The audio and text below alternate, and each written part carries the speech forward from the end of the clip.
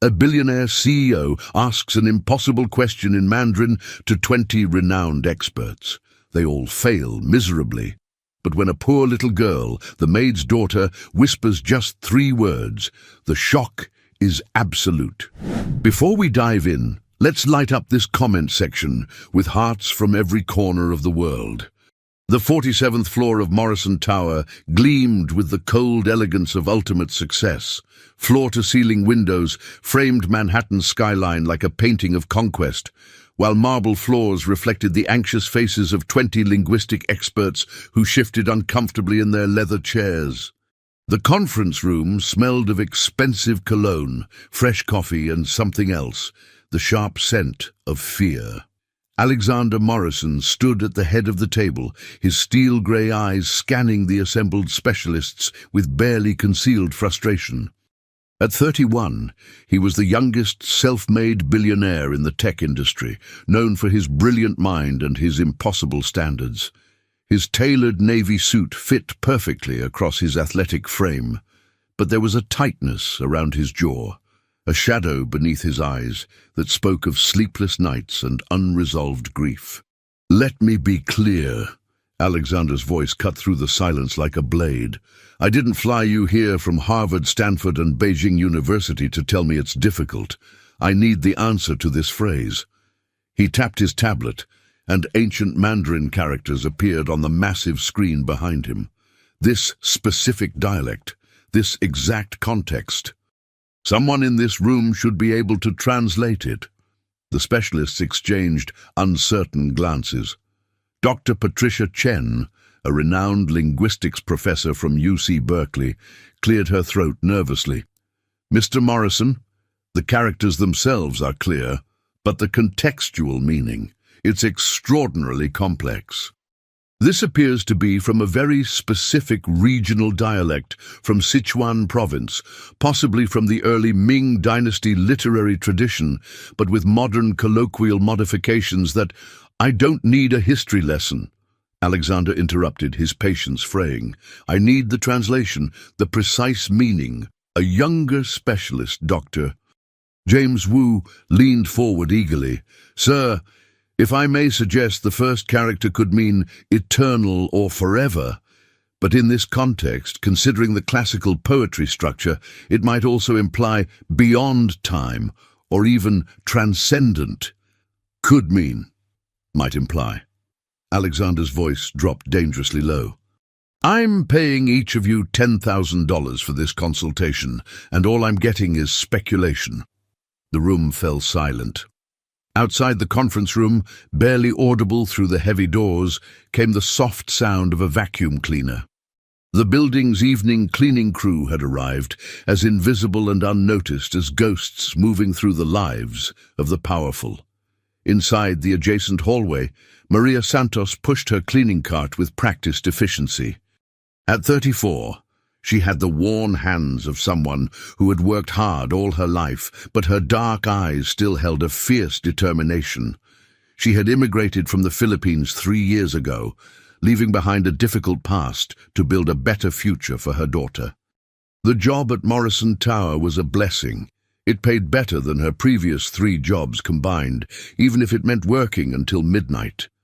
"Mama, I'm bored," a small voice whispered from behind the cart. Maria glanced down at her daughter, Lily, who sat cross-legged on the floor, clutching a worn stuffed rabbit. The 6-year-old had her mother's delicate features and dark hair, but there was something different in her eyes, an unusual intensity, an old soul peering out from a child's face. "Shh, Mija," Maria whispered, glancing nervously at the conference room doors. "Just a little longer, okay? Then we go home." She hadn't wanted to bring Lily to work, but the regular babysitter had cancelled at the last minute, and Maria couldn't afford to miss a shift. The Morrison Tower account was too important, too well-paying. She'd been hired only a month ago, and she needed this job desperately. Lily nodded obediently, but her curious eyes had already found something more interesting than her stuffed rabbit, the crack beneath the conference room door, through which voices drifted like forbidden secrets. Inside, Alexander's frustration had reached a breaking point. 5 years, he said quietly, and something in his tone made everyone freeze. I've been searching for the meaning of this phrase for 5 years. I've consulted experts across 3 continents. I've spent millions on research, and not one person, not one, has been able to give me a definitive answer. Dr. Chen spoke gently, recognizing the pain beneath his anger.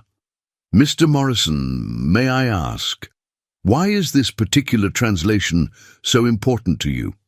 Alexander's hand moved unconsciously to his chest, where a small pendant hung beneath his shirt. For a moment, his carefully controlled expression cracked, revealing something raw and wounded. Because it was the last thing my wife said to me before she died. The words fell into the room like stones into still water, creating ripples of shock and sympathy. Several specialists shifted uncomfortably, suddenly understanding why this translation mattered so much, why no answer would ever be good enough. She spoke fluent Mandarin, Alexander continued, his voice thick with emotion he couldn't quite control. Her grandmother was from Sichuan. On her deathbed, she squeezed my hand and whispered this phrase. 3 words, just 3 words. He paused, struggling. I've replayed that moment in my mind 10,000 times. I've listened to the recording I made on my phone until I've memorized every inflection, every breath. But I still don't know what she was trying to tell me. Outside the door, Lily had pressed her small ear against the crack, listening with an intensity that seemed strange for such a young child. Her lips moved silently, as if tasting words she couldn't quite hear. Maria noticed and quickly pulled her daughter back. Lily, no, we don't listen to other people's conversations. But Lily's eyes had gone distant, unfocused. The sad man is looking for words, she whispered. Yes, but that's not our business, Mija. But I know the words, Mama. Maria felt a chill run down her spine. What? Inside the conference room, Alexander displayed the characters one more time. Let me break this down. I need someone, anyone, to tell me what Yueliang Zhili means in this specific context. Dr. Morrison from Oxford suggested within the moon's gift. Professor Zhang from Tsinghua University thought it might be in the moon's truth, but neither feels right. Neither explains why Sarah would use her last breath to say this to me. Lily's small hand gripped her mother's sleeve, her voice urgent. Mama, he has it wrong. All the smart people have it wrong. Lily, stop, Maria hissed, genuinely frightened now. Her daughter sometimes said strange things, understood things she shouldn't, but this was different. You don't know what they're talking about. But I do, Mama. Lily's eyes were wide and earnest. The words sound like Yue Liang Jia Li, but they're not exactly that. The sad man's wife. She said something else, something that sounds almost the same, but means something completely different. Maria stared at her daughter, torn between maternal instinct and rational disbelief. Lily had always been unusual. She'd learned to read at 3, could solve math problems that baffled children twice her age, and had somehow taught herself bits and pieces of languages from library books and videos she watched on Maria's old phone. But Mandarin? How could she possibly know Mandarin well enough to correct 20 experts? Inside the room, Alexander's phone buzzed. He glanced at it, his expression hardening. I have another meeting in 10 minutes. Unless someone can give me something, anything more concrete than speculation, I think we're done here. The specialists began gathering their materials with disappointed faces, knowing they'd failed. Doctor. Chen made one last attempt. Mr. Morrison, if you could share more context about the situation when your wife spoke these words, perhaps... The context is that she was dying, Alexander said flatly. She had minutes left. She was struggling to breathe. She pulled me close and used the last of her strength to whisper something she desperately wanted me to understand. His voice broke slightly. And I failed her. I've failed her for 5 years because I can't understand what she was trying to tell me." The raw pain in his voice silenced everyone. Even the most ambitious specialists felt ashamed for thinking about the consulting fee rather than the human tragedy before them. Outside, Lily pulled away from her mother's grip with surprising strength. Before Maria could stop her, the little girl had pushed open the heavy conference room door. 21 heads turned in shock as a small child in worn clothes and messy pigtails stood in the doorway, clutching a threadbare stuffed rabbit. The contrast between her poverty and the room's luxury was so stark, it felt obscene. "I'm so sorry!" Maria rushed forward, her face burning with humiliation and terror. She would be fired. She would lose this precious job. "I'm so sorry, Mr. Morrison. My daughter, I didn't mean, please, we're leaving right now." But Lily had already walked past her mother, moving toward Alexander with the fearless certainty that only young children possess. She stopped a few feet from the billionaire, tilting her head as she studied him with those unnervingly intelligent eyes. "Your wife didn't say, 'Yue Liang Zhili,'" Lily said clearly, her voice carrying in the stunned silence. She said, "Yue Liang Zhini." The conference room became a tomb. No one breathed, no one moved. Alexander stared at the child, his face drained of color. "Yue Liang Zhuni," he repeated, the words barely a whisper. Lily nodded solemnly. "It's a special way to say I moon you. But moon is a verb, not a noun. It means to love as constantly and faithfully as the moon returns each night. In the old dialect from Sichuan, when someone says, 'I moon you,' they're promising their love will find you again, even after death, even in the darkness, like the moon always comes back." The silence stretched so long that Maria thought she might faint from anxiety. Then Alexander did something that no one expected. He dropped to his knees. The most powerful man in the room, perhaps the most powerful man in the entire building, sank to the marble floor, his eyes level with the little girl's face. Tears streamed down his cheeks unchecked. "She was promising me," he whispered. "She was telling me she'd find a way back to me." Lily reached out and gently patted his shoulder, the way a child comforts a hurt friend. "Your wife loved you very much. That's why she used her last words to promise. 'I moon you' is the strongest promise in that language. It means her love doesn't end." Alexander covered his face with his hands, his shoulders shaking with 5 years of suppressed grief finally released. The specialists sat frozen, witnesses to something far more profound than any linguistic puzzle. Maria stood paralyzed, her mind reeling. How did Lily know this? How could her 6-year-old daughter, who'd never formally studied Mandarin, speak with the confidence of a native speaker about ancient dialectical nuances? After a long moment, Alexander composed himself enough to look at Lily again. "How do you know this?" His voice was raw but gentle. "How can you possibly know this?" Lily shrugged, a peculiarly adult gesture on such a young body. "I just know things sometimes. I hear words and understand them. I see patterns other people don't see." She pointed at the characters on the screen. "Those words have been wrong on your screen for a long time. They made you sad. I wanted to fix them." "What's your name?" Alexander asked softly. "Lily Santos. That's my mama." She pointed at Maria, who looked like she wanted the floor to swallow her. Alexander stood slowly, and Maria saw something shift in his expression, calculation replacing raw emotion, though the grief still lingered in his eyes. He studied Lily with new intensity, and Maria recognized that look. It was the look of a brilliant man solving a puzzle. "Dr. Chen," Alexander said without taking his eyes off Lily, "can you verify what she said?" Dr. Chen pulled out her tablet with shaking hands, her fingers flying across the screen. After a long minute, she looked up, her face pale with astonishment. "Mr. Morrison, she's correct. The phrase Yue Liang Zhu Ni does exist in the Sichuan dialect. It's extremely rare, almost archaic.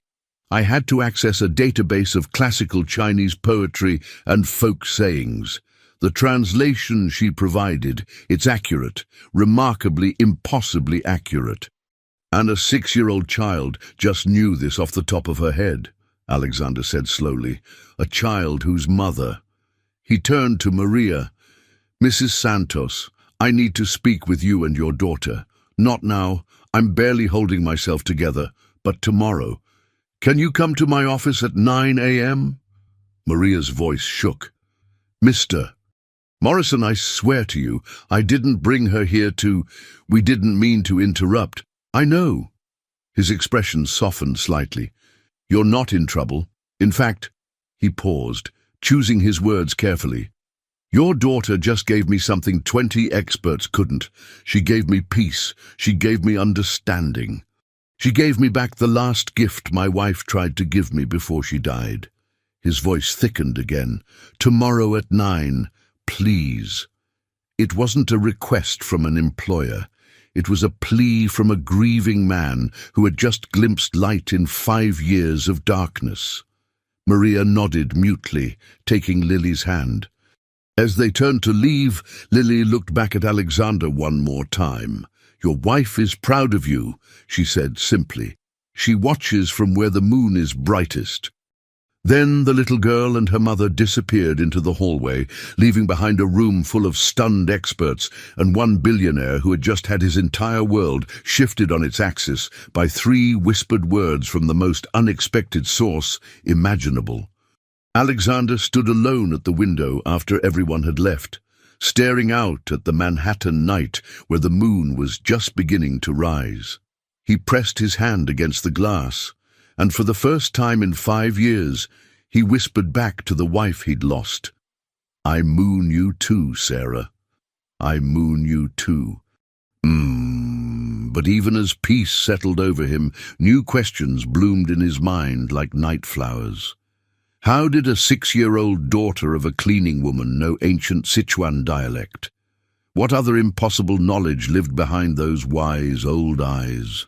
And why did he have the strangest feeling that Lily Santos had been meant to walk into his conference room tonight, that Sarah herself had somehow guided this extraordinary child to him?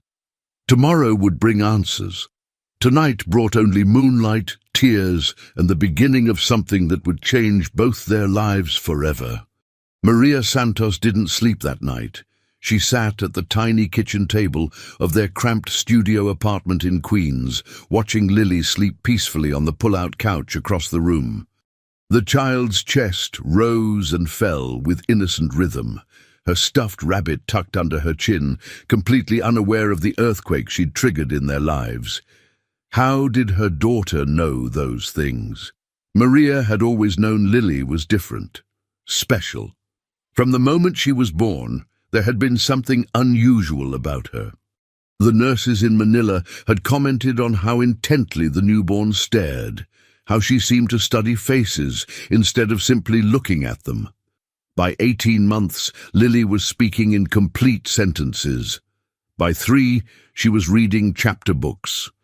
By 4, she taught herself basic arithmetic by watching educational videos on Maria's phone while her mother worked double shifts. But this, ancient Chinese dialects, profound philosophical concepts about love and death, this was beyond gifted. This was something else entirely. Maria's phone buzzed softly on the table. A text message from an unknown number. Mrs. Santos, this is Alexander Morrison. I realize it's late. I can't stop thinking about what happened tonight. Please don't be afraid to come tomorrow. I only want to talk. A.M. She stared at the message, her thumb hovering over the reply button. What could she possibly say to a billionaire? A man who lived in a world so far removed from hers that they might as well be from different planets. Finally she typed, We'll be there at 9 a.m. Thank you for not being angry. His response came immediately. Angry? Your daughter gave me the greatest gift anyone has given me in 5 years. I could never be angry.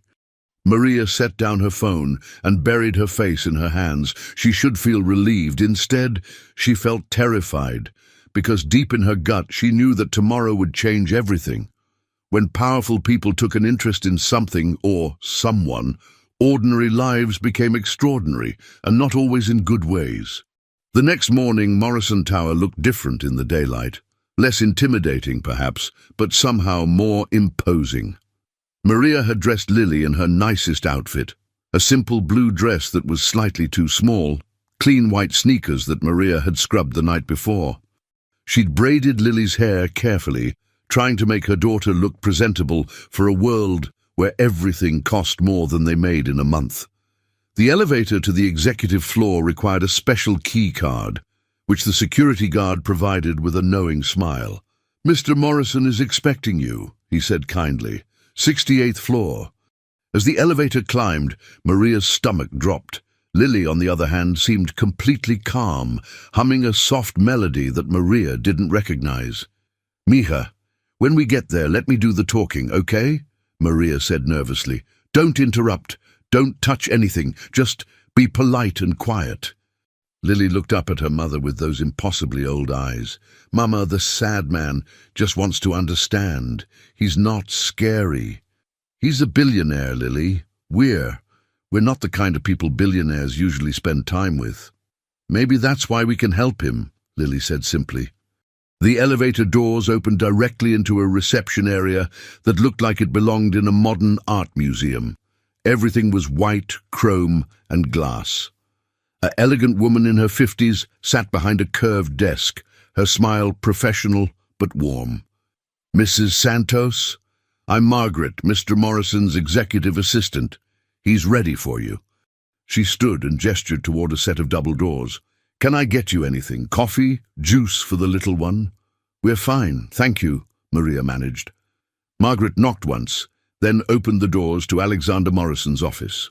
If the reception area was impressive, the office was breathtaking. It occupied a corner of the building with windows on two sides, offering a panoramic view of Manhattan that made Maria feel like she was standing in the sky. The space was minimalist, but clearly expensive. A massive desk made of dark wood, modern furniture that looked more like sculpture than seating, and along one wall, photographs. Maria's eyes were drawn to them involuntarily. Most showed Alexander with a beautiful Asian woman, laughing at a beach, dancing at what looked like a wedding, hiking in mountains. In every image, they looked at each other with the kind of love that made the air around them seem to glow. Alexander stood by the windows, hands in his pockets, his posture less rigid than it had been the night before. He wore dark slacks and a white shirt with the sleeves rolled up, still expensive, but somehow more human. When he turned to face them, Maria saw that his eyes were red-rimmed but clearer, as if he'd cried out a poison and could finally breathe again. "Thank you for coming," he said softly. "Please, sit." He gestured to a seating area with a low couch and comfortable chairs. Lily immediately went to one of the chairs and climbed into it, her feet dangling above the floor. Maria perched nervously on the edge of the couch. Alexander sat across from them, leaning forward with his elbows on his knees. For a long moment, he simply looked at Lily, his expression a mixture of wonder and confusion. "I've been awake all night," he said finally, trying to understand what happened, trying to make sense of it. He paused. "Lily, I need to ask you some questions. Is that okay?" Lily nodded solemnly. "How did you know what my wife said? How did you know about the Sichuan dialect?" Lily tilted her head, considering. "I don't know how I know things. I just hear them in my head, like music. When you were talking about the words last night, I could hear the real words underneath. They were singing the right way, and your words were singing the wrong way." "Singing," Alexander repeated softly. "You hear languages as music, kind of, but also colors. And feelings." Lily swung her feet absently. "Mandarin is silver and gold mixed together. Spanish is warm orange. English is blue. When someone says words wrong, the colors get muddy." Alexander glanced at Maria, who shook her head slightly. She'd never heard Lily describe it this way before. "Have you studied Mandarin?" Alexander asked gently. No, I've never studied any language except English at school, but sometimes I watch videos on Mama's phone, and the words just make sense. I understand them. What else do you understand, Lily? The little girl was quiet for a moment. Lots of things, numbers, patterns, why people are sad even when they smile. I understand that you miss your wife so much, it feels like there's a hole in your chest that nothing can fill. Alexander's breath caught. Yes, he whispered. Exactly like that. My papa died when I was 3, Lily said matter-of-factly. I don't remember him much, but Mama does. Sometimes she cries at night when she thinks I'm sleeping. I understand that kind of sad. Maria's eyes filled with tears. She tried so hard to hide her grief from Lily, to be strong, to not burden her child with adult pain. But of course Lily had known. Lily always knew. Alexander was quiet for a long moment, his eyes distant. When he spoke again, his voice was thick with emotion. Your daughter is extraordinary, Mrs. Santos. I don't think I fully grasped that last night. She's not just gifted, she's something else entirely. I know, Maria whispered. I've always known she was special, but I don't understand how or why. Neither do I. Alexander stood and walked to his desk, picking up a folder. After you left last night, I made some calls. I have resources, connections to some of the best child development specialists, neuroscientists, and educators in the world. He came back and sat down, opening the folder. I want to help Lily develop her gifts. I want to understand what she's capable of. And I want to make sure she has every opportunity to reach her potential. Maria's protective instincts flared immediately. What does that mean exactly? It means, Alexander said carefully, that I'd like to arrange for her to be evaluated by experts. Not to study her like a lab experiment, he said quickly, seeing Maria's expression, but to understand how to best support her education. A child with her abilities needs more than a standard public school curriculum. We can't afford special schools, Maria said, her voice tight with defensiveness and shame. I'm not asking you to pay for anything. Alexander's tone was gentle but firm. Mrs. Santos, your daughter gave me something priceless last night. She helped me understand the last words of the woman I loved more than life itself. She gave me closure I've been searching for since Sarah died 5 years ago. He paused, his voice breaking slightly. Let me give something back. Let me help Lily become everything she's meant to be. Maria wanted to refuse. Every instinct screamed that accepting help from the ultra-wealthy came with strings attached, with obligations she couldn't foresee. But she also knew that Lily was slipping through the cracks of a system designed for average children. Her daughter was bored in school, frustrated by lessons that moved too slowly, by teachers who didn't know what to do with a 6-year-old who could do calculus but struggled to sit still during story time. Why? Maria asked bluntly.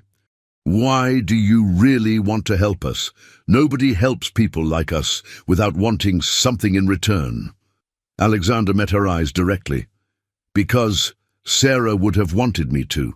She was a teacher before we got married. She loved children, especially gifted ones who got overlooked because they didn't fit the mold. She used to volunteer at programs for underprivileged kids with high potential. His voice softened, and because when I look at Lily, I see something impossible and beautiful. I see hope. For the first time in 5 years, I feel like maybe there's still magic in the world. Lily spoke up suddenly. Your wife wants you to help people again. You stopped helping after she died. You just worked and were sad. She wants you to remember how to be happy. The words hung in the air like a benediction. Alexander's eyes filled with tears. How do you know that? He whispered. Lily shrugged. I just know. Like how I know that Mama is scared right now because she thinks you might take me away from her. But you won't. You're not that kind of person. Alexander looked at Maria. She's right. I would never try to separate you from your daughter. Whatever happens, whatever help I offer, you're Lily's mother. That doesn't change. Maria felt something loosen in her chest. What exactly are you proposing? First, evaluations with specialists I trust, psychologists, educators, maybe a neurologist to understand how her brain processes information. Then, depending on what they recommend, we look at educational options. Maybe a private tutor, maybe a specialized school, maybe a combination, all funded by me, no strings attached. There are always strings, Mr. Morrison. Alexander, please. He smiled slightly. And you're right. There is one string. I'd like to spend time with Lily, not to study her or use her, just to be around someone who understands loss and hope in equal measure, someone who sees the world differently than everyone else, someone who reminds me of why Sarah loved children so much. Maria looked at her daughter, who was watching them both with calm attention. Mija, what do you think? I think Alexander is very sad and very lonely, Lily said simply. I think helping me would help him feel better. And I think Mama is tired from working so hard. If Alexander helps us, maybe Mama can sleep more. The simple logic of a 6-year-old cut through all of Maria's complicated adult fears. She was tired, bone tired. Working 2 jobs, barely making rent, watching her daughter's potential be wasted in an overcrowded classroom with a teacher who didn't have time for special needs. It was crushing her. Pride was expensive, and maybe she couldn't afford it anymore. Okay, Maria said quietly, but slowly. We take this slowly. And if at any point I don't like what's happening, we stop. Agreed. Agreed, Alexander said immediately. He stood and extended his hand. Maria shook it, feeling the firm grip of a man who kept his promises. Lily hopped down from her chair and walked over to the photographs on the wall. She stood in front of the largest one, Alexander and Sarah on their wedding day, laughing as flower petals fell around them. She was really pretty, Lily said softly, and she had kind eyes. Alexander came to stand beside her. She was the kindest person I've ever known. She still is, Lily said. Being dead doesn't make people mean. She's still watching you, still loving you. She looked up at him. She likes that you're helping us. It makes her happy. Alexander knelt down to Lily's level. Do you really believe that? That she's still here somehow? I don't believe it, Lily said seriously. I know it. The same way I know languages I've never studied. The same way I know when people are sad inside, even when they're smiling outside. Some things you just know in your heart. My wife used to say something similar, Alexander whispered. She said some truths are too big for proof. You either know them or you don't. She sounds smart. She was the smartest person I ever met. Alexander smiled, a real smile for the first time. I think she would have really liked you, Lily Santos. I like her too, Lily said simply. Even though I never met her, I can tell she was good. As Maria watched her daughter connect with this grief-stricken billionaire, she felt the strangest sensation, as if invisible threads were weaving together, connecting their lives in patterns she couldn't yet see.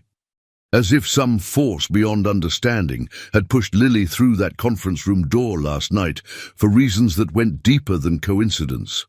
The morning light streaming through the windows seemed brighter somehow, full of possibility and promise.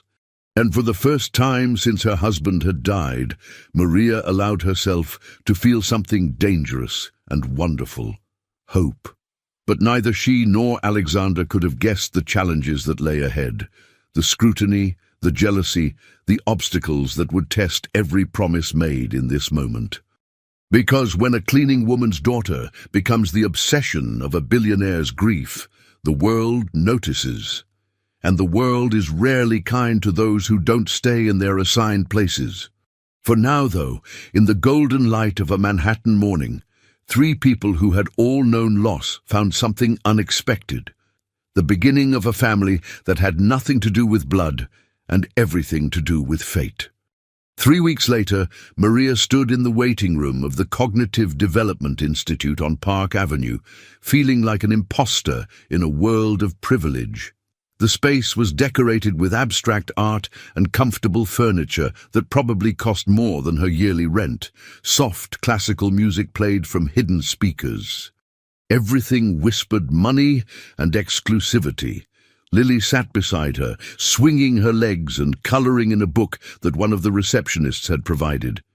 She seemed completely unbothered by the expensive surroundings, focused intently on making sure her son was the perfect shade of yellow.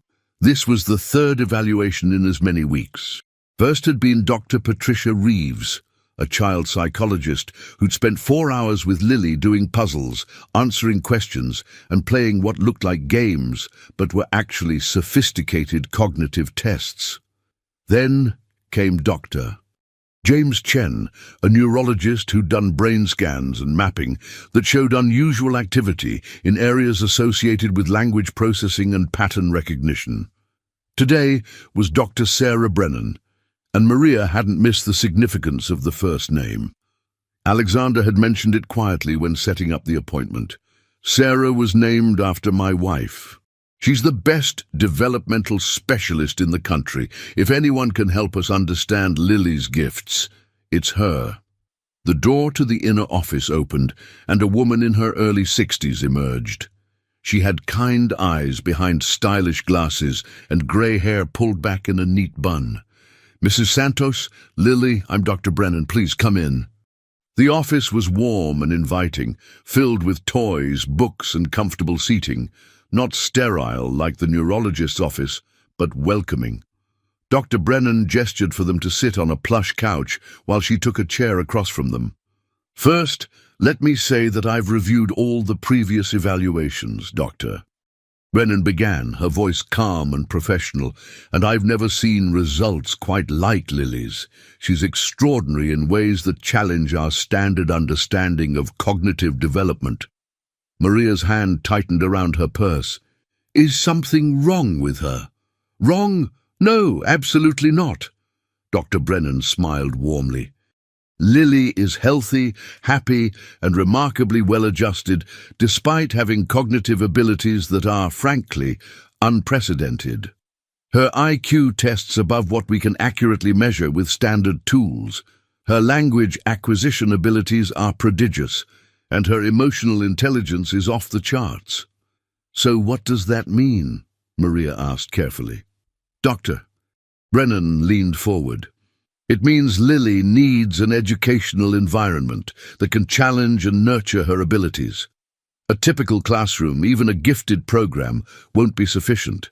She needs something more specialized. Mr. Morrison mentioned private tutors. That's one option, but I'd like to suggest something else." "Doctor." Brennan pulled out a folder. "There's a school called the Whitmore Academy. It's designed specifically for profoundly gifted children, kids who are so far beyond the normal curve that traditional education fails them. The students there are working at college level by age 10, pursuing individual passions, learning at their own pace." Maria felt her stomach drop. "I can't afford—" "Mr. Morrison has already arranged full funding," Dr. Brennan said gently.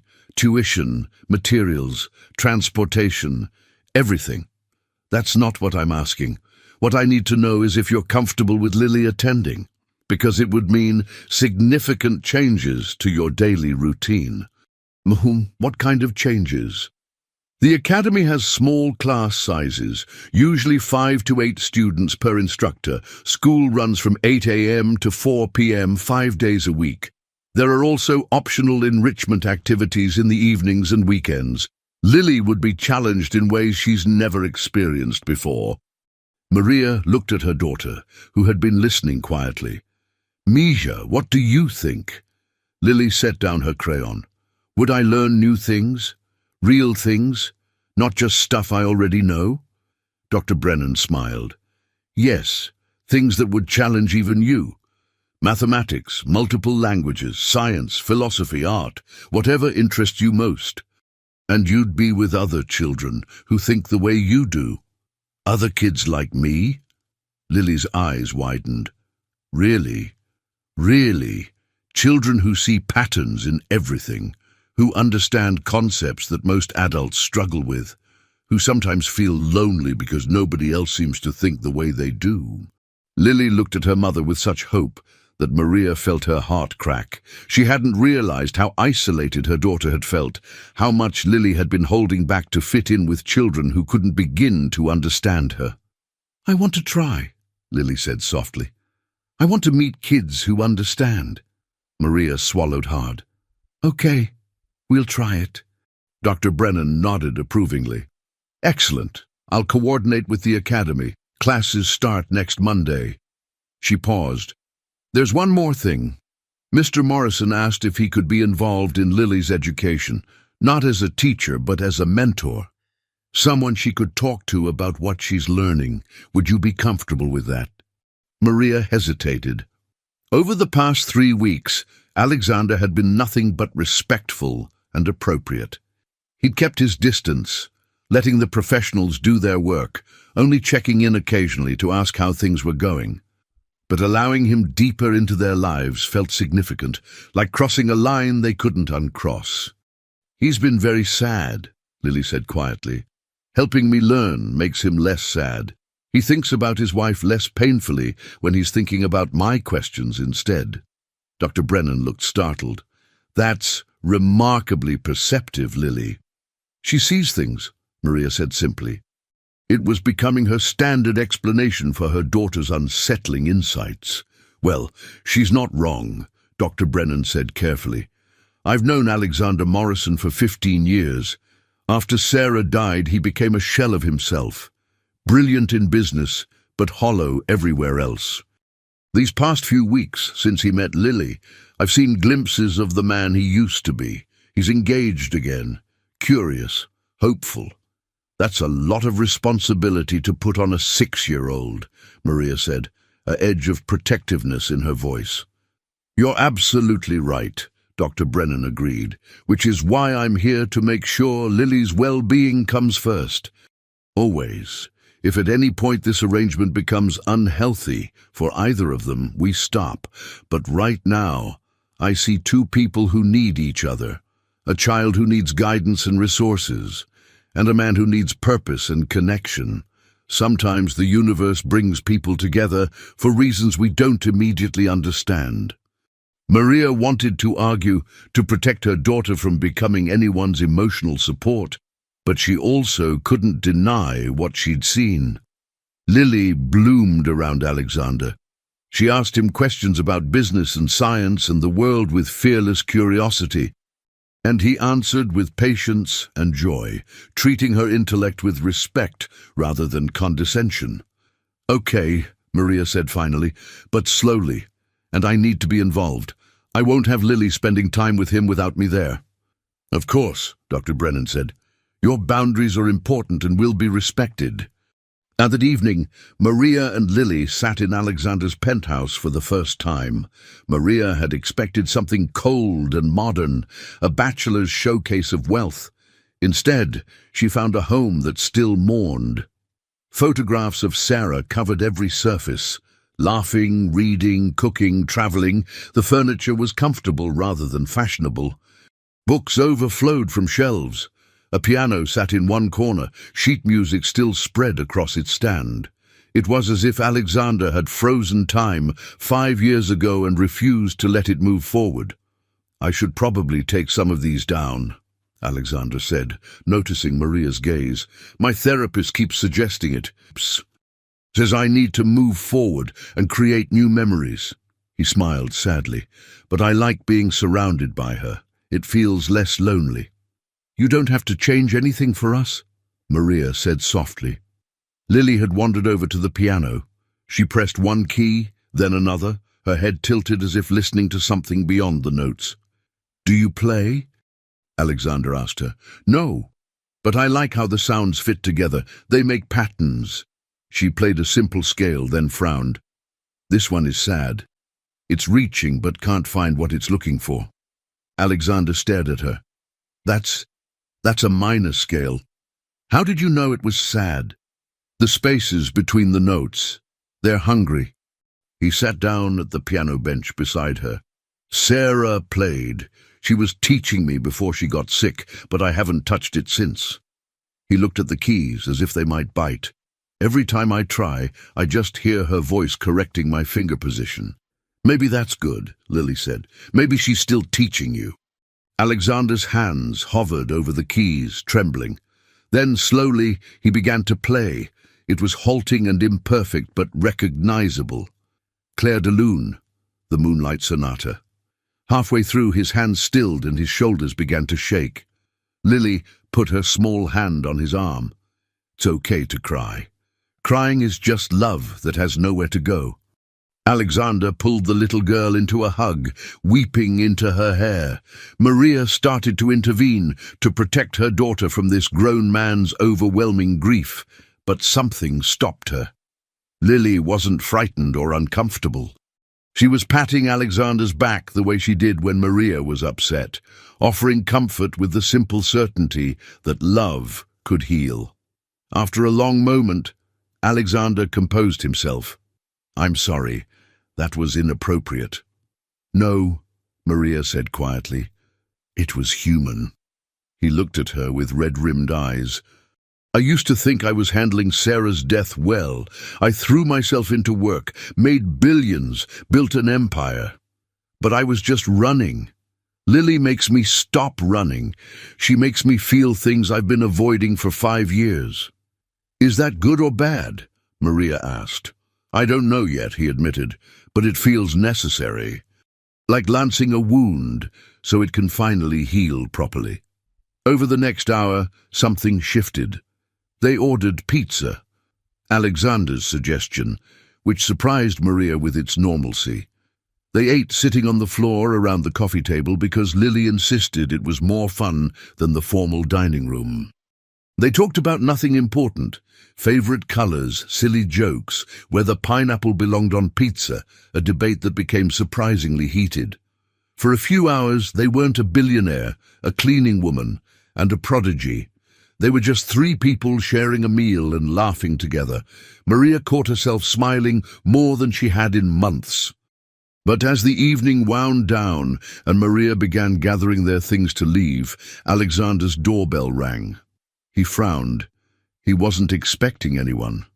When he opened the door, an elegant woman in her 50s stood there, her expression cold. She wore expensive clothes and carried herself with the confidence of old money. Her eyes swept over Maria and Lily with barely concealed disdain. "Catherine," Alexander said, his voice suddenly guarded. "What are you doing here?"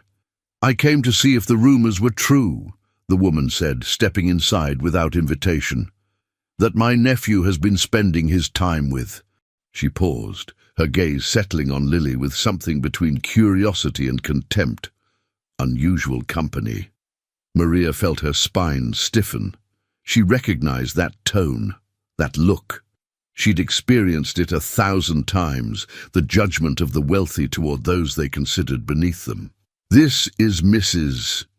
Santos and her daughter, Lily," Alexander said, his tone warning. "They're my guests." "I can see that." Catherine's smile was sharp. "How progressive of you, Alexander, though I'm sure your board of directors would be fascinated to learn how you're spending your evenings, and with company so far removed from your usual circles." Catherine, that's enough." "Is it?" She moved closer to Lily, studying her like one might study an interesting insect. "Is this the child everyone's talking about? The one who supposedly speaks ancient Chinese? How delightful. A parlor trick." "She's not a trick," Alexander said dangerously. "Of course not. I'm sure she's a very nice little girl." Catherine's voice dripped with false sweetness, though one wonders about the appropriateness of a man in your position becoming so attached to the child of a subordinate. "People will talk, Alexander. They already are." Maria had heard enough. "We should go," she said quietly, taking Lily's hand. "No," Alexander said firmly. "Catherine is leaving. Right now." "Am I?" Catherine laughed. "How rude. I came all this way to check on family." "You came to judge and interfere like you always do." You've done enough damage. Leave." Something flickered in Catherine's eyes, hurt beneath the armor of arrogance. "I'm trying to protect you. Protect our family's reputation. Sarah's been gone 5 years, Alexander. It's time to move on. But not like this. Not with—" She gestured dismissively at Maria and Lily. "This situation." "Get out," Alexander said, his voice ice. "And don't come back until you can show respect to people I care about." Catherine's expression hardened. "You're making a mistake. The board will hear about this. So will the press. Mark my words, this little experiment of yours will end badly for everyone involved." She swept out, leaving behind a tension so thick Maria could barely breathe. Alexander turned to them, his face stricken. "I'm so sorry. Catherine is my aunt, my father's sister. She's been difficult since Sarah died. She thinks everyone is trying to take advantage of me." "Maybe she's right," Maria said quietly. "What?" "Maybe this is a mistake. You're a billionaire. We're nobody. Your aunt is right. People will talk. They'll assume things. They'll say I'm using my daughter to get money. That you're—" She couldn't finish the sentence. "That I'm what? Inappropriate?" Alexander's voice was sharp. "I would never. Maria, you have to know I would never do anything to harm Lily." "I do know that," Maria said. "But it doesn't matter what's true. It matters what people think. And we're not built for this world, Mr. Morrison. We don't belong here."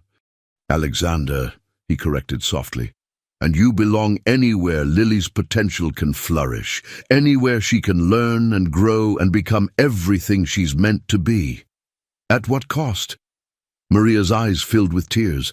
"She's 6 years old.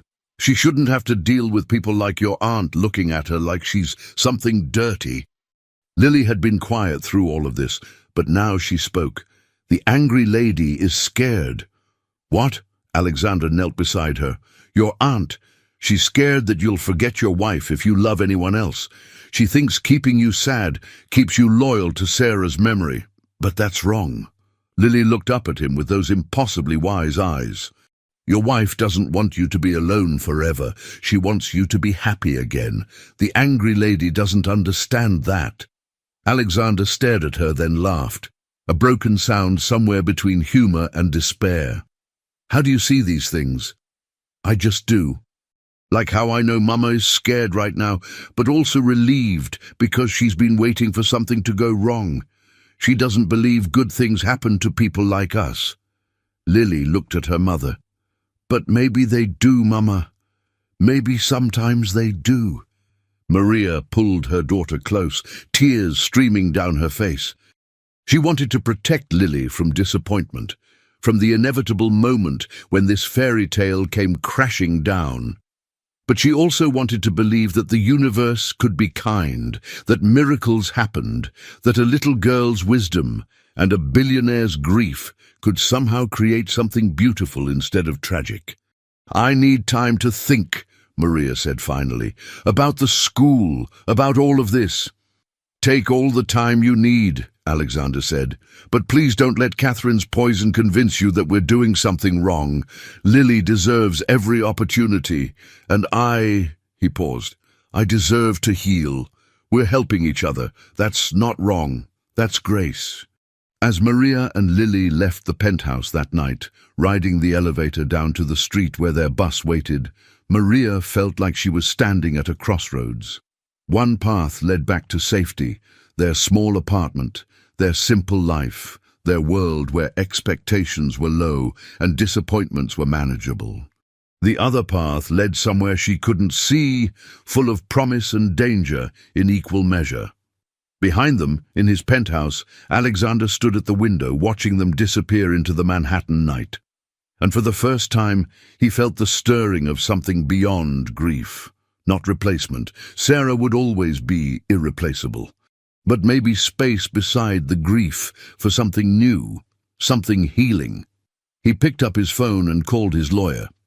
"Thomas, I need you to draft some documents. Protection measures.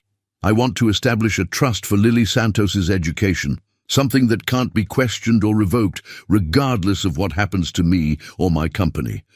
And I need non-disclosure agreements for anyone on my staff who knows about her. I won't have her exposed to media scrutiny because of my notoriety." As he gave instructions, Alexander felt more clear-headed than he had in years. Catherine was right about one thing: this situation would draw attention, judgment, and criticism.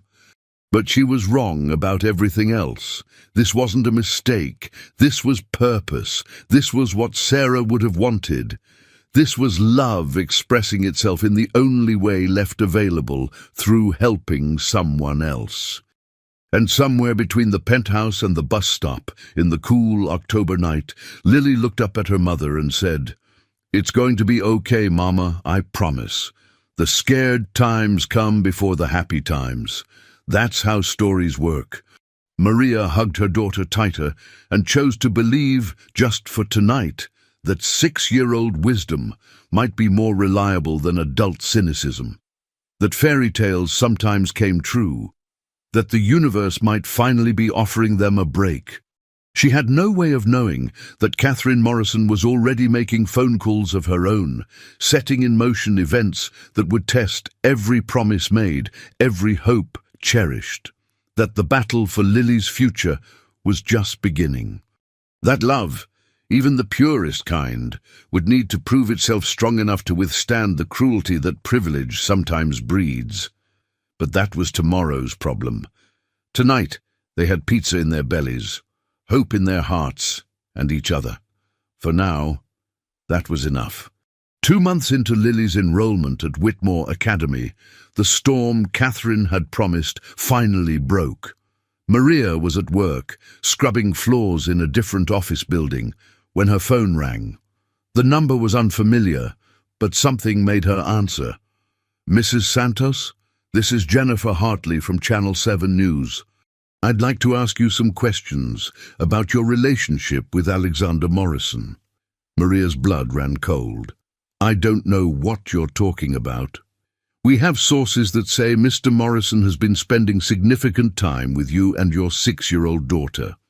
That he's funding her private education at one of the most exclusive schools in Manhattan. Some people are questioning the nature of this relationship." "There's nothing inappropriate." "I'm not suggesting there is," the reporter interrupted smoothly. "But our viewers would be curious about how a cleaning woman's daughter caught the attention of one of the world's richest men. It's quite a fairy tale, unless, of course, there's more to the story." Maria hung up, her hands shaking. Within minutes, her phone was flooded with calls from numbers she didn't recognize, reporters, bloggers, even a tabloid offering money for an exclusive interview. She called Alexander immediately. "I know," he said before she could speak. "Catherine leaked the story. My PR team is already working on damage control, but Maria, it's going to get worse before it gets better. I need to pull Lily out of school. We need to disappear." "No." His voice was firm. "That's exactly what Catherine wants. For you to run, to prove that this was something shameful. We did nothing wrong. Your reputation can survive some gossip, but Lily's education, her future, that can't be put on hold because my aunt is vindictive." He paused. "I'm coming to get you. We need to talk face to face." An hour later, they sat in Alexander's car parked outside Maria's apartment building. He'd sent a driver to pick up Lily from school early, keeping her safe from any reporters who might be lurking. "My board called an emergency meeting," Alexander said quietly. "They're concerned about the optics of my relationship with your family. Catherine has been making calls, suggesting I'm having some kind of breakdown, that I'm being taken advantage of by someone looking for money." Maria felt sick. Maybe she's right. Maybe I am taking advantage. "Stop." Alexander turned to face her. "You've never asked me for anything. Every step of the way, I've had to convince you to accept help. You're the least opportunistic person I've ever met. But people don't see it that way. People see what they want to see." He ran a hand through his hair, looking exhausted. My lawyers suggested we stop all contact, that I distance myself from you and Lily, make a public statement that the educational funding was a one-time charitable gesture. Maria's heart sank. This was it, the moment the fairy tale ended. Okay. I told them no. She looked up, startled. What? I told them no, Alexander repeated, his voice stronger now. I told them that Lily Santos is the brightest child I've ever encountered, that investing in her education is the smartest thing I've done in years, and that if the board has a problem with that, they can find a new CEO. You can't risk your company for us. Watch me. His eyes were fierce. Sarah spent her life fighting for kids like Lily, brilliant children who get overlooked because they're poor or different or don't fit the mold. If I walk away now because it's uncomfortable, I'm betraying everything she believed in. Maria felt tears burning her eyes, but the media will get bored eventually. They always do. We just need to weather the storm. He reached over and squeezed her hand. I'm not going anywhere, Maria. Neither is Lily's funding. I made a promise, and I keep my promises. That evening they picked up Lily together from after-school care. The little girl climbed into the car, chattering excitedly about a physics experiment she'd done, completely oblivious to the crisis swirling around her. And then the magnet made the electrons spin in a pattern, and I could see it. Like music, but in metal. Mr. Peterson said I understood magnetic fields better than some of his college students. Alexander smiled despite his stress. That's incredible, Lily. Are you sad again? She asked, her perceptive eyes finding his in the rearview mirror. A little. Some people are saying mean things about me helping you and your mama. Lily was quiet for a moment. The angry aunt lady. Yes, and others. They're wrong, Lily said simply. You're not being bad. You're being like your wife, helping people learn. That's good, not bad. I know, sweetheart, but sometimes people don't care about what's true. They care about what makes a good story. Then we'll make a better story, Lily announced with 6-year-old confidence, one where truth wins. Yee. The next day, Catherine Morrison appeared at Whitmore Academy. Maria got the call from Dr. Brennan. Mrs. Santos, there's a situation. Alexander's aunt is here demanding to speak with Lily. She claims she has concerns about the child's welfare and wants to evaluate whether the educational environment is appropriate. Don't let her near my daughter, Maria said immediately.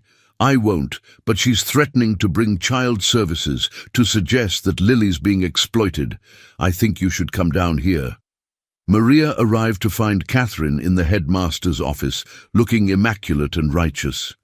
Lily sat in an adjacent room, coloring calmly, while 2 teachers stayed with her. Mrs. Santos, Catherine said coolly. How convenient. I was just expressing my concerns about your daughter's situation. Lily is fine, is she?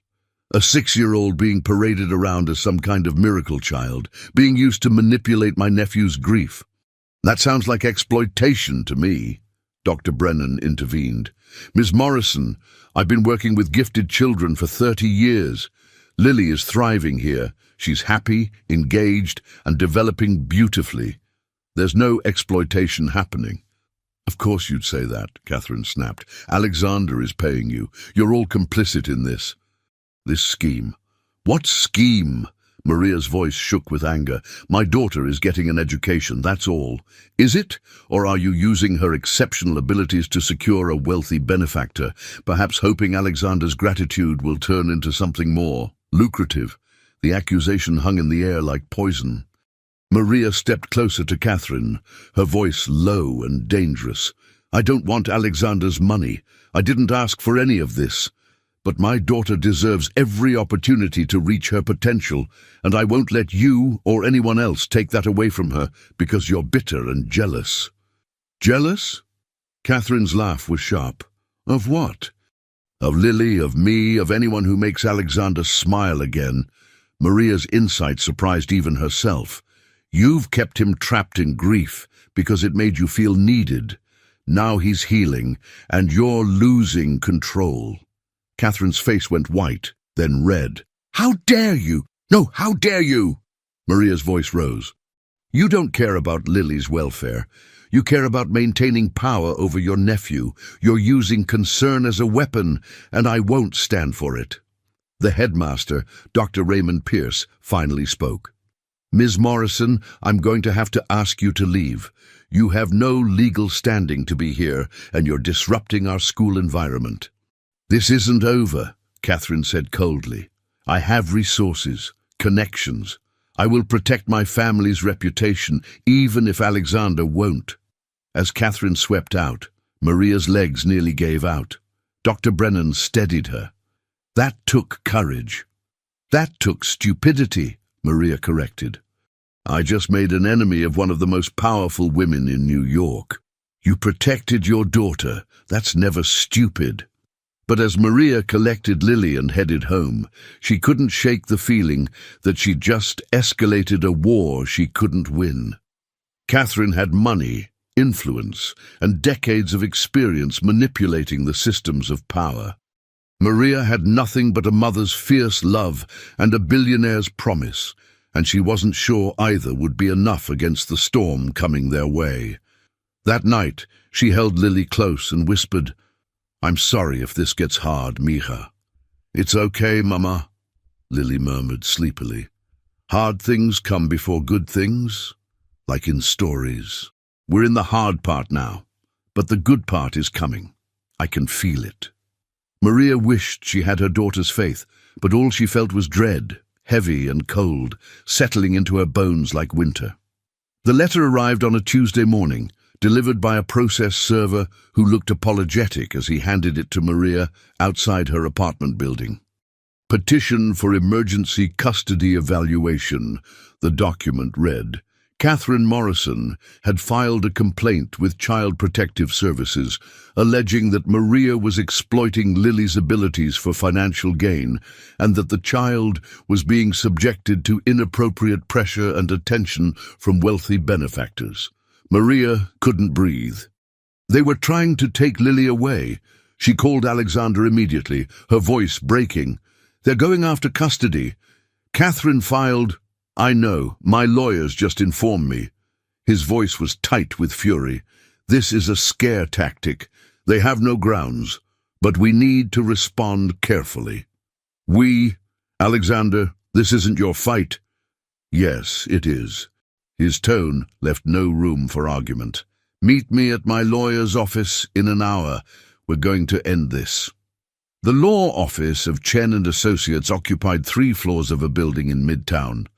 Thomas Chen, Alexander's lead attorney, was a sharp-eyed man in his 50s who radiated competence. "The petition is weak," Thomas assured them.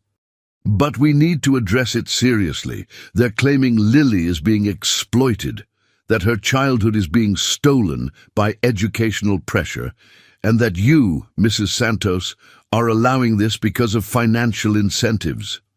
"That's insane," Maria said. "Lily loves her school. She's thriving. I know, we have documentation from Dr. Brennan and the academy. But here's what concerns me. Catherine has hired Preston and Walsh. They're aggressive, and they have connections with certain judges. This could get uglier before it gets better." Alexander leaned forward. "Then we go on offense. What can we do?" Thomas hesitated. "There is one option. It's unconventional, but it would neutralize Catherine's attack completely." "What is it?" "Adoption." Thomas let the word hang in the air. If Alexander were to legally adopt Lily, with Maria's consent, it would establish clear legal protection. Catherine couldn't claim exploitation if the child was legally part of the family. And it would demonstrate long-term commitment rather than temporary charity. Maria felt like the floor had dropped away. "You want Alexander to adopt my daughter?" "Not take her from you," Thomas clarified quickly. "A second-parent adoption. You'd retain full parental rights. But Alexander would become her legal guardian as well, with all the protections that entails. Catherine couldn't touch her." "That's..." Maria couldn't find words. It was too much, too fast, too permanent. Alexander was staring at Thomas with an expression Maria couldn't read. Could we really do that? Legally? Yes. It would require home studies, background checks, and a judge's approval.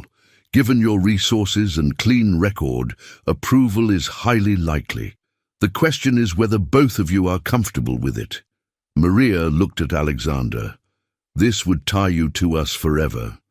You'd be responsible for Lily legally, financially. I already am, Alexander said quietly. Not legally yet, but in every way that matters. Maria, I'm not trying to replace Lily's father. I could never do that. But I can protect her. I can make sure no one, not Catherine, not the press, not anyone, can use her as a pawn in their games. It's too much to ask.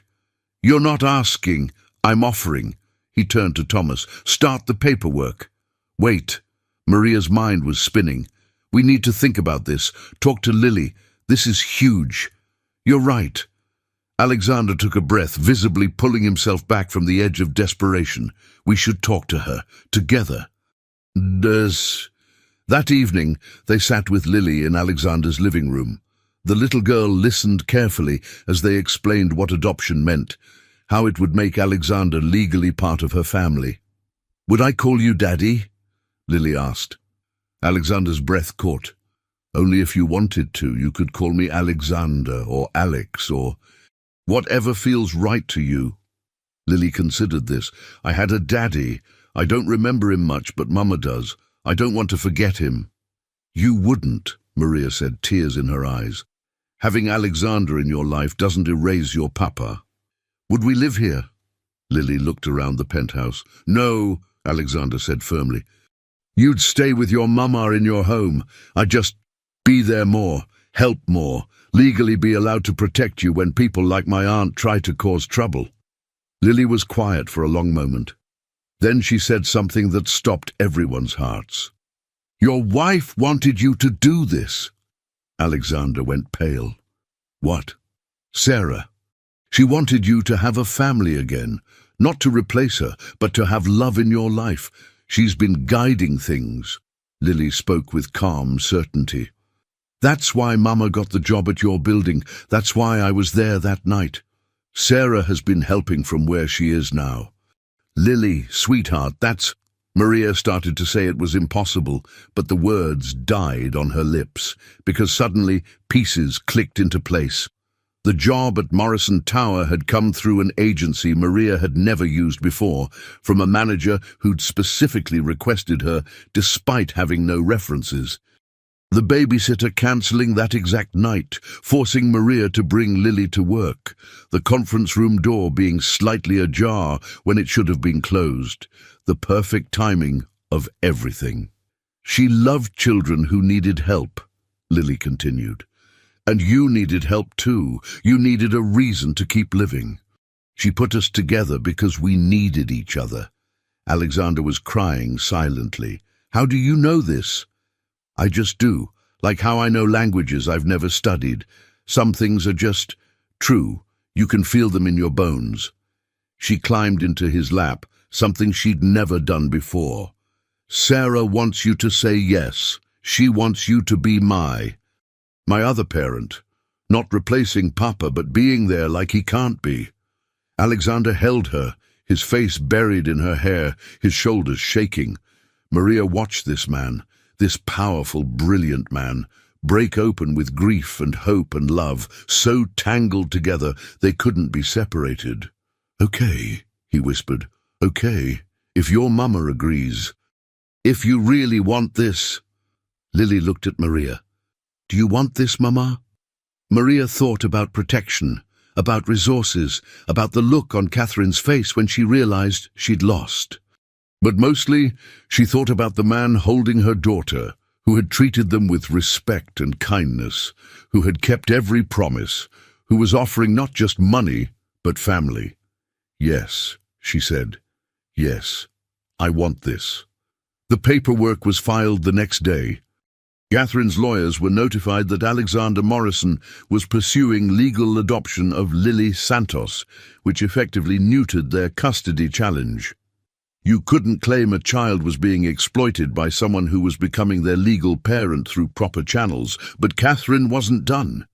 "You're making a mistake," she told Alexander when she cornered him outside his office. "That woman is using you. Can't you see it? She found your weakness, your grief for Sarah, and she's exploiting it through her daughter. You're wrong." "Am I? Wake up, Alexander. This is exactly what gold diggers do. They find a vulnerable mark, and Maria didn't find me. I found her, and Lily didn't manipulate me. She saved me." His voice was steel. "You're so busy looking for schemes that you can't see genuine goodness when it's right in front of you. I'm trying to protect you. No, you're trying to control me. There's a difference." He stepped closer, his voice dropping. "Sarah would be ashamed of you right now. She'd be ashamed of how you've tried to keep me locked in grief, how you've attacked a woman and child who've done nothing but exist in a space you think belongs only to you." Catherine's hand flew up to slap him, but he caught her wrist. "I loved your son," Alexander said quietly. "Sarah was everything to me, but she's gone, Catherine, and I can either die with her or I can find a way to live that honors what she believed in. I'm choosing life. I'm choosing to help a child who needs it. I'm choosing family." He released her wrist and walked away, leaving his aunt standing alone in the hallway, tears streaming down her face. Because the truth Catherine couldn't face, was that she'd lost her own daughter years ago to cancer. Sarah had been like a second daughter to her. And watching Alexander move forward, watching him build a new family, felt like betrayal, felt like everyone was leaving her behind. But her pain didn't justify her cruelty, and Alexander was done letting her poison ruin something beautiful. That night, he called Maria. "The home study is scheduled for next week. Are you ready?" "I don't think anyone's ever ready for something like this," Maria admitted. "But yes, we're doing this. We're doing this," he repeated. And for the first time in 5 years, Alexander Morrison felt like he was exactly where he was supposed to be. The whispered secret. 6. The courtroom was smaller than Maria had imagined, less dramatic. Just a judge's bench, a few chairs, and fluorescent lights that hummed softly overhead. But the weight of the moment was enormous. Judge Patricia Williams reviewed the home study report, her reading glasses perched on her nose. She was a woman in her 60s, with kind eyes, and an air of someone who'd seen everything and couldn't be fooled. "This is an unusual case," she said finally. "A billionaire seeking to adopt the 6-year-old daughter of his employee. I'm sure you understand why that raises questions." "We do, Your Honor," Thomas Chen said smoothly. "Which is why we've provided extensive documentation showing that this arrangement benefits the child significantly while maintaining her primary relationship with her biological mother." "Mrs. Santos." The judge looked directly at Maria. "Are you being pressured into this? You can speak freely here." Maria stood, her voice steady despite her nerves. "No, Your Honor. Alexander Morrison has shown nothing but respect for my daughter and me. He's kept every promise he's made. This adoption isn't about him taking my child. It's about giving her a future I could never provide alone. And you, Mr. Morrison." Judge Williams turned to Alexander. "What happens when the novelty wears off? When this brilliant little girl becomes a moody teenager? When she's not performing linguistic miracles but asking for a car and staying out past curfew?" Alexander smiled slightly. "Then I'll be a parent, Your Honor. Isn't that what parents do? Navigate the messy, complicated, unglamorous parts of raising a child?" He paused. "I lost my wife 5 years ago. I thought I'd never have a family again. Lily and Maria have given me a second chance at something I thought was gone forever. I don't take that lightly." "Lily," the judge said gently, "can you come here, sweetheart?" Lily approached the bench, clutching her stuffed rabbit. She looked tiny in the formal courtroom, "Do you understand what adoption means?" Judge Williams asked. "Yes, it means Alexander becomes my legal parent, like having two moms or two dads, except I have Mama and Alexander." "And you want this?" "Yes." Lily's voice was clear and certain. "Alexander is sad sometimes because his wife died, and Mama is tired sometimes because she works so hard. But when we're together, they're both happier. We make each other better." Judge Williams studied the little girl for a long moment. "You're very wise for 6 years old." "That's what everyone says." Lily tilted her head. "But I think everyone is wise about something. I'm just wise about people's feelings." The judge smiled, a real smile that transformed her serious face. "Indeed you are." She looked at her paperwork one more time, then removed her glasses.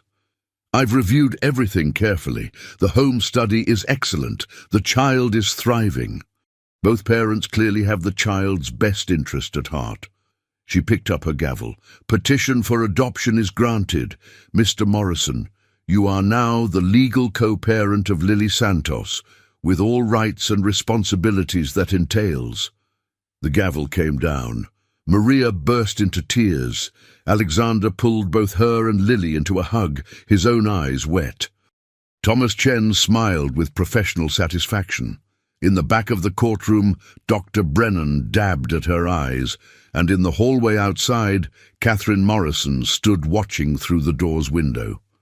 After the paperwork was signed, and they were leaving the courthouse, Catherine approached them.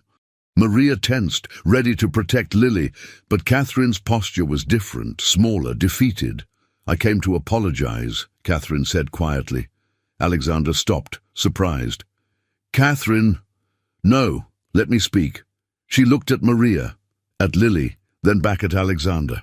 "I lost my daughter 20 years ago, leukemia. She was 10 years old. After she died, I poured everything into my nephew and his wife. When Sarah died too," her voice cracked, "I couldn't lose anyone else. I thought keeping you frozen in grief meant you'd never forget her, never move on, and leave me behind too." "I could never forget Sarah," Alexander said softly. "I know that now." "Akin," Catherine's eyes filled with tears. "But I was so afraid of being alone that I tried to destroy something beautiful. I tried to hurt a child because I couldn't face my own pain." She looked at Lily. "I'm sorry. You didn't deserve my cruelty." Lily stepped forward and took Catherine's hand. "You miss your daughter. That's why you were so angry. Love doesn't go away just because someone dies. It has to go somewhere. You put yours into being angry because being sad hurt too much." Catherine collapsed to her knees, sobbing. This little girl, this child she'd tried to harm, was offering her grace she didn't deserve. "I'm so sorry," Catherine wept. "I'm so sorry." Lily hugged her, small arms wrapping around the older woman's shoulders. "It's okay. You can love us too if you want. There's room." Alexander knelt beside his aunt, putting a hand on her back. "Sarah would want you to heal too, Catherine. She'd want you to find peace." "How?" Catherine's voice was broken. "How do I live with what I've done?" "By doing better going forward," Maria said quietly. "By choosing love instead of fear. By being the aunt Lily deserves instead of the enemy you tried to be." Catherine looked up at Maria with red-rimmed eyes. "You're offering me forgiveness after everything?" "I'm offering you family," Maria said, "because that's what we're building here. Not something perfect, but something real. And real families are messy and complicated and full of people who hurt each other and have to choose forgiveness." Catherine nodded slowly, accepting the gift she didn't deserve but desperately needed. 6 months later, on a warm spring evening, they gathered in Alexander's penthouse for Lily's 7th birthday. The space looked different now. Photos of Sarah still adorned the walls, but beside them were new images. Lily blowing out candles, Maria and Alexander laughing at a school play, Catherine teaching Lily to bake cookies, both of them covered in flour. The apartment wasn't a shrine anymore. It was a home. "Make a wish, Mija," Maria said as Lily leaned toward her cake. Lily closed her eyes, then blew out all 7 candles in one breath. When she opened her eyes, she was smiling. "What did you wish for?" Catherine asked. "Can't tell or it won't come true." Lily grinned, "But I can tell you it already happened." Later, after cake and presents and the exhaustion of a 7-year-old's party, Alexander found Maria standing by the window, looking out at the Manhattan skyline. "Happy?" he asked, coming to stand beside her. "Terrified," Maria admitted. "I keep waiting for something to go wrong, for this to turn out to be too good to be true." "It's not too good, it's just right." He smiled. "Messy and complicated and real, like you told Catherine. That's what family is." "I never imagined this life," Maria said softly. "A year ago I was scrubbing floors and barely making rent. Now my daughter goes to the best school in the city. I have a job at your foundation helping other struggling families, and we're family." "Strange how life works," Alexander agreed. "A year ago I was a ghost going through the motions. Now I'm a father. I have purpose again, joy again." "Do you think Lily was right?" Maria asked. "That Sarah, somehow, orchestrated all this?" Alexander was quiet for a moment. "I don't know if I believe in that kind of magic, but I believe in grace, in second chances, in love that finds a way." He turned to face her. "Whether Sarah guided it or the universe aligned or it was pure chance, we're here, together, and I'm grateful." Behind them, Lily was showing Catherine her birthday presents while explaining the quantum physics behind a toy that probably wasn't designed with quantum physics in mind.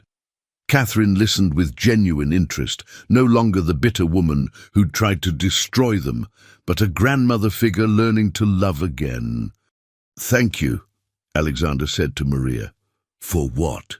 "For trusting me, for letting me be part of this, for showing me that life after loss is possible." His voice thickened. "For giving me a family when I thought I'd never have one again." Maria took his hand. "Thank you for seeing us. For seeing Lily's potential when everyone else just saw a poor kid who was weird. For keeping your promises. For choosing us." In the reflection of the window, they could see Lily watching them, her old soul eyes knowing and content. She smiled, then turned back to Catherine's question about magnetism. And somewhere, in the space between breath and starlight, in the place where love goes when bodies die but hearts remain, Sarah Morrison smiled too, because her final gift hadn't been those 3 words in Mandarin. It had been setting in motion a chain of events that would save the man she loved from drowning in grief. "Yue liang zhi," she'd promised. "I moon you. I will find my way back to you even in darkness." She'd kept that promise. Not by returning herself, but by sending others who needed him as much as he needed them. By turning coincidence into fate, tragedy into hope, and 3 strangers into a family. The moon rose over Manhattan, full and bright, casting silver light through the penthouse windows. And in that light, 3 people who'd all known loss learned something profound, that love doesn't end, it transforms. That family isn't just blood, it's choice. That the greatest magic in the universe isn't power or wealth or even genius, it's the courage to open your heart again after it's been broken. And sometimes, just sometimes, a 6-year-old girl whispering 3 words in an ancient language can change everything.